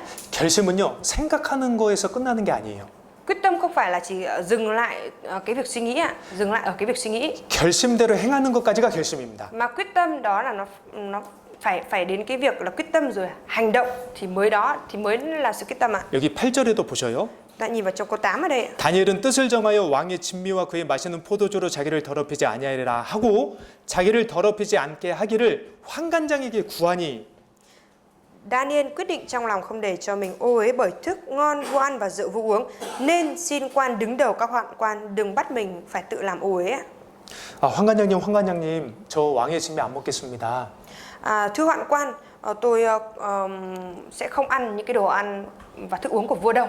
황관장이요, 그 얘기 들어보니까 야, 근데 나는 너희를 관리해야 될 책임 있는 사람인데. Nhưng mà hoạn quan đứng đầu này thì có nói rằng là nhưng mà ta là người có cái phải chịu trách nhiệm cho cái việc chăm sóc cho các ngươi. 다니엘 네가 왕의 진미 안 먹어서 얼굴이 초췌해 보이면 나도 내 자리가 위험해질 수 있어. Nhưng mà Daniel, nếu như mà ngươi không ăn những cái đồ ăn thức uống mà vua ban cho mà mặt ngươi bị xấu đi à? Bị hốc hác, 나도 죽을 수 있어. thì ta cũng sẽ gặp nguy hiểm, ta cũng có thể bị giết chết. 네, 다니엘은 말했어요. 요청을 했어요. Daniel thì đã nói rồi, đã yêu cầu như thế này. 그러니까 황관장이 또 거절을 하니까요, 다니엘이 한 번 더 말합니다. 다른 사람에게. Hoạn quan đứng đầu này đã từ chối rồi, nhưng mà sau đó thì Daniel lại nói tiếp với người khác. 아니면 제 말 한번 들어주세요. Làm ơn hãy nghe lời tôi nói một lần ạ. 아니면 열흘 동안 채소만 줘보세요. Hoặc là cứ cho tôi ăn rau củ trong vòng 10 ngày. 그리고 우리의 얼굴과 왕의 진미를 먹는 사람들의 얼굴을 비교해 보세요. Rồi sau đó hãy so sánh sắc mặt, sắc diện của chúng tôi với những cái người mà ăn đồ ăn thức uống của vua cho đi. 그러니까 다니엘은요 결심을 했고 그 결심을 이루기 위해서 실제로 행동했습니다.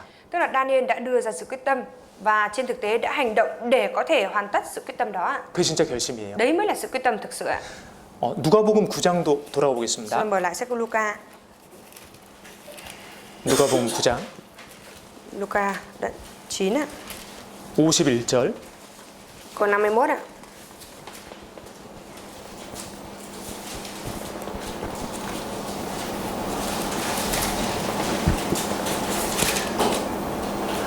여기도 예수께서 승천하실 기약이 차감해 예루살렘을 향하여 올라가기로 굳게 결심하시고. Gần đến ngày Đức Chúa Giêsu được tiếp lên trời, Ngài quyết định đi đến thành Jerusalem ạ. 53절 앞부분에 예수께서 예루살렘을 향하여 가시는 고로. Phía cuối câu 53 có nói rằng Ngài đi về hướng thành Jerusalem ạ. 결심하고 가는 것까지가 진짜 결심이에요. quyết tâm rồi sau đó là thực hiện và đi như thế vậy thì đó mới là sự quyết tâm thực sự ạ. 결심은 했는데 행함이 없는 것은 결심이 아닙니다.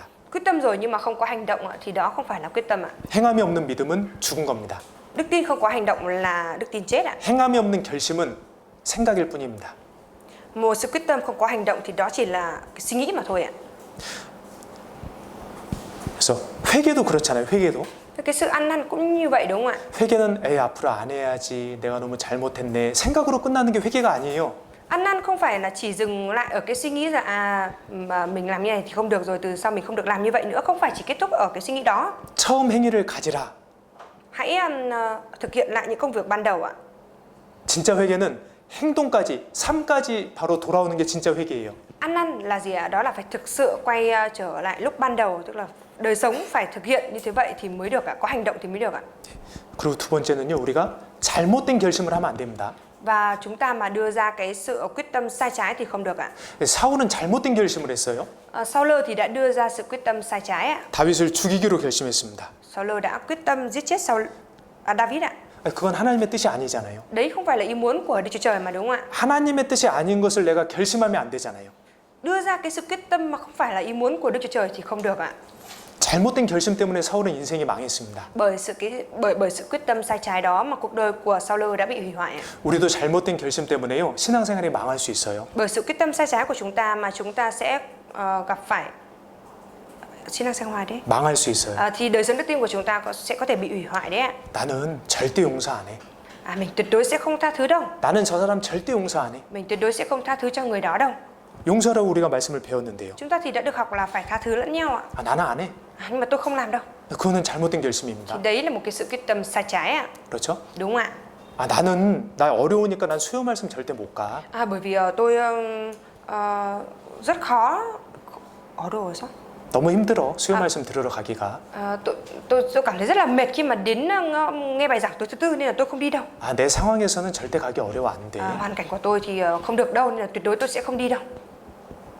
그것도 잘못된 고집이에요. Đấy cũng là một cái sự cố chấp sai trái đấy ạ. 하나님께서는 모이기를 힘쓰라고 하셨습니다. Đức Chúa Trời thì đã nói rằng hãy gắng sức nhóm họp ạ. 모일 때 하나님을 만날 수 있습니다. Khi mà nhóm họp lại với nhau thì sẽ có thể gặp được Đức Chúa Trời ạ. 우리가 함께 모이는 곳에 예수님이 같이 역사하십니다.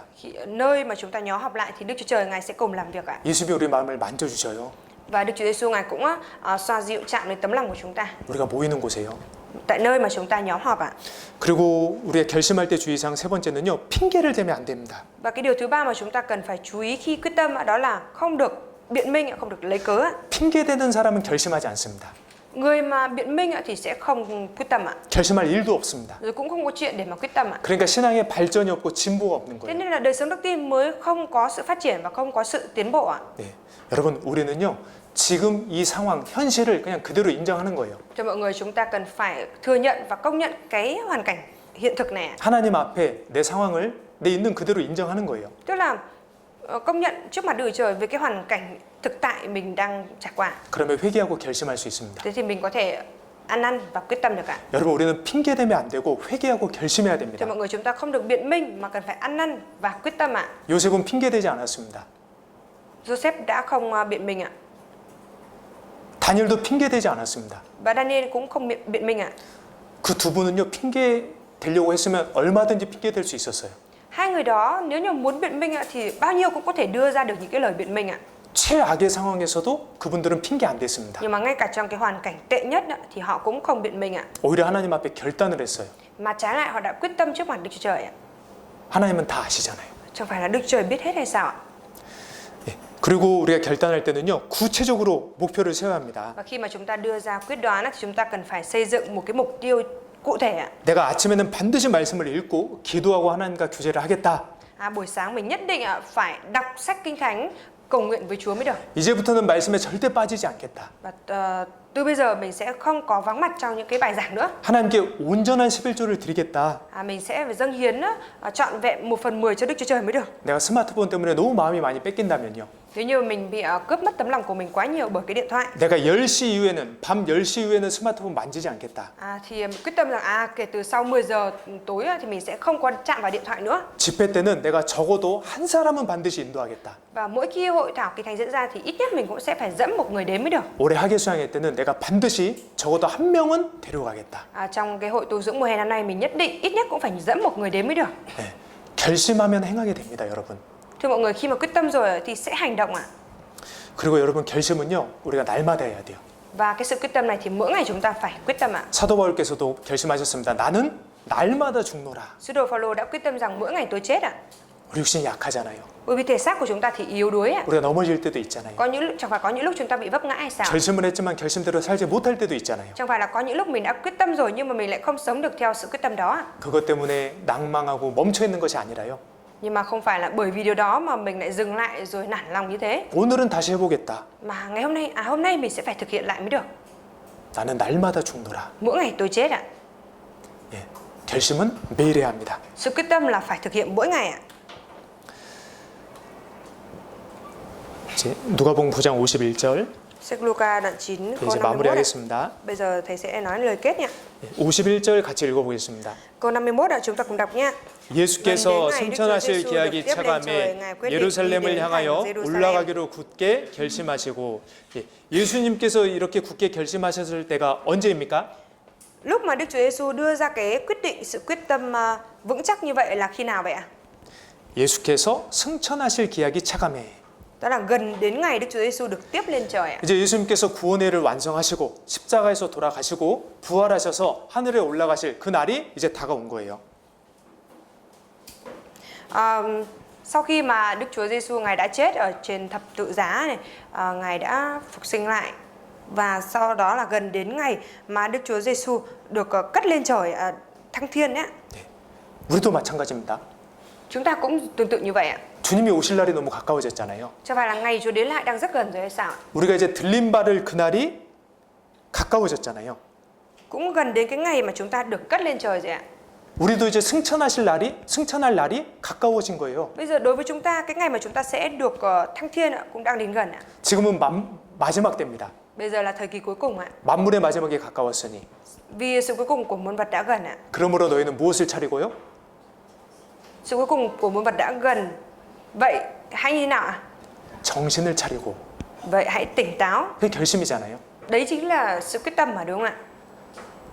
이 마지막 때 주님 오시기 직전에 살아가는 우리는요. 진짜 정신을 차려야 합니다. 결심해야 됩니다. Đối với chúng ta, những người đang sống ở trong thời kỳ cuối cùng này, chúng ta thực sự cần phải tỉnh táo, tức là chúng ta cần phải quyết tâm đấy. 정말 이 시간 하나님이 기뻐하시는 결단을 해봅시다. Và thì giờ này đây chúng ta hãy đưa ra cái sự quyết tâm làm đẹp lòng Chúa đi ạ. 요셉처럼 내가 어찌 이 큰 악을 행하여 하나님 앞에 득죄하리이까. Giống như Joseph, chúng ta hãy đưa ra quyết tâm rằng làm sao tôi dám làm điều đại ác này mà phạm tội với Đức Chúa Trời. 에스더처럼요. 죽으면 죽으리이다. Rồi đưa ra quyết tâm giống như Ê-xê-tê, nếu phải chết thì con chết ạ. 하나님의 은혜의 복음을 증거하는 일을 마치려면은 나의 생명을 조금도 귀한 것으로 여기지 아니하겠다.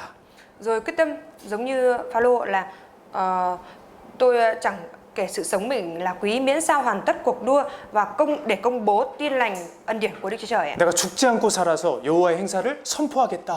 Tôi sẽ chẳng chết đâu nhưng sống để thuật lại công việc của Đức Giê-hô-va. 내가 정말 성도를 섬기는 사람, 성도를 섬기는 가정이 되겠다. Thực sự mình phải trở thành một người, một gia đình phục vụ các thánh đồ mới được. 내가 결심하고 입으로 범죄하지 않겠다. Mình sẽ quyết tâm để miệng của mình sẽ không phạm tội nữa. 뜻을 정하고 이 세상 것으로 내 마음을, 내 몸을, 내 영혼을 더럽히지 않겠다.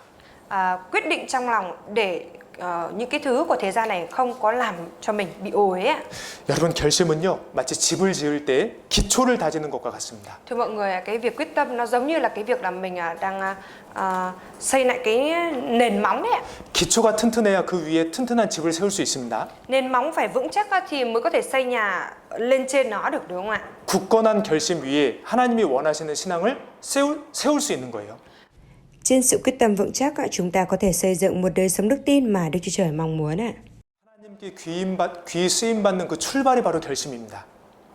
cái điểm xuất phát cho cái việc mà nhận được sự sử dụng quý giá từ Đức Chúa Trời là gì ạ? Đó là từ sự quyết tâm ạ. 하나님께 축복받는 인생이 되는 그 시작이 결심이에요. Và sự bắt đầu cho một cuộc đời được sự chúc phước là gì? Đó là sự quyết tâm ạ. 굳은 결심입니다. Đó là một sự quyết tâm vững chắc ạ. 기도하겠습니다. Chúng ta cùng cầu nguyện ạ.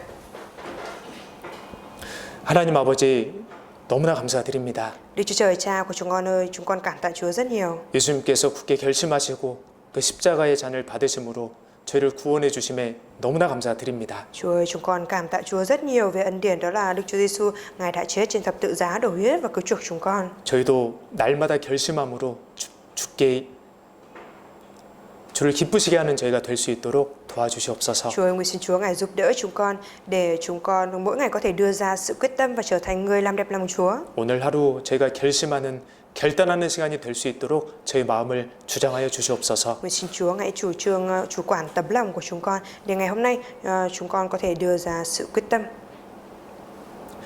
주님 오실 때까지 그 마음을 잘 지키며 정신을 차리고 주님 뜻 가운데 살아갈 수 있도록 도와주시옵소서.